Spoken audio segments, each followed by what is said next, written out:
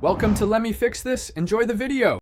You will begin by getting the essentials in place so onboarding moves fast.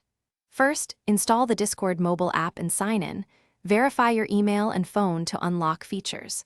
Next, give the app notification, microphone, and camera permissions so voice and video work without friction.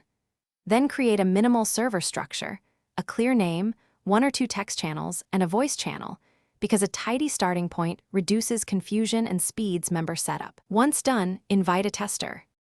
Now focus on the middle work, structure and automation that scale. Create roles named clearly and set permission hierarchies. Keep it everyone restrictive by default. Make an onboarding or welcome channel where you pin rules, a short how-to, and the role selection steps. This becomes the single source of truth. Use reaction roles or a lightweight bot to let newcomers pick interests or assign roles manually for higher control. Once the system is set, test by joining with a secondary account to confirm flow and permissions work. Finish by communicating clearly and verifying everything functions for real users. Post an announcement with a quick start checklist and a visible support or help channel. Make sure first steps are 1 to 3 actions. Monitor audit logs and member behavior, then refine role permissions and channel visibility to prevent accidental leaks.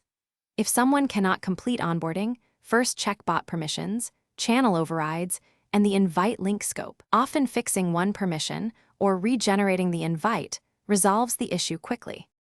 Thanks for watching. If you found this helpful, don't forget to like and subscribe.